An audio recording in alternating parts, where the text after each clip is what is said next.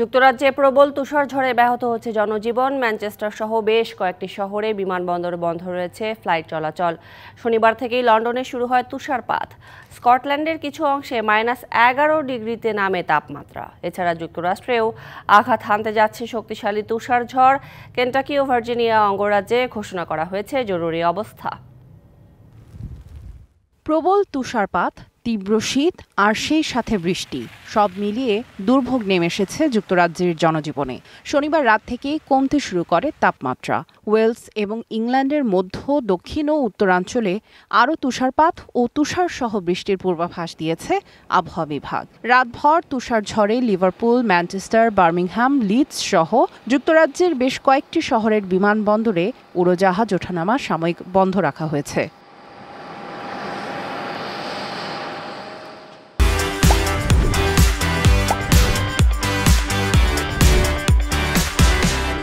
সড়ক ও রেলপথে চলাচলও ব্যাহত হচ্ছে। স্কটল্যান্ডের বড় একটি অংশ, নর্দার্ন আয়ারল্যান্ড, ওয়েলস এবং ইংল্যান্ডের পূর্বাঞ্চলে তুষারপাতের কারণে এরই মধ্যে জারি করা হয়েছে হলুদ সতর্কতা। ভারী তুষারপাতের কারণে যুক্তরাজ্যের মধ্যাঞ্চল, দক্ষিণ পশ্চিমাঞ্চল এবং ওয়েলসের কিছু অঞ্চল রবিবার বিদ্যুৎ বিচ্ছিন্ন হয়ে পড়ে। এদিকে শক্তিশালী তুষারঝড় আঘাত হানার আশঙ্কায় প্রস্তুত হচ্ছে যুক্তরাষ্ট্র।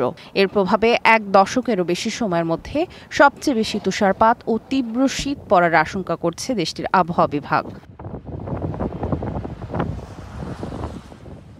যুক্তরাষ্ট্রের মধ্যাঞ্চলে এরই মধ্যে শক্তি সঞ্চয় করছে তুষারঝড়টি। 2-1 দিনের মধ্যে তা পূর্ব দিকে এগিয়ে যেতে পারে। ফলে মিসিসিপি ও ফ্লোরিডা অঙ্গরাজ্যের বেশ কিছু অংশে এক দশকেরও বেশি সময়ের মধ্যে সবচেয়ে বেশি তুষারপাত আর তীব্র শীত পড়ার আশঙ্কা করছে আবহাওয়া বিভাগ।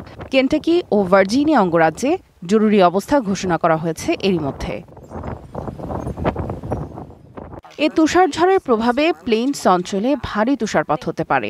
দক্ষিণাঞ্চলের সড়কগুলো বরফে ঢেকে বিপর্যয়কর পরিস্থিতি তৈরি হতে পারে বলে বাসিন্দাদের সতর্ক থাকার আহ্বান জানিয়েছে আবহাওয়া বিভাগ।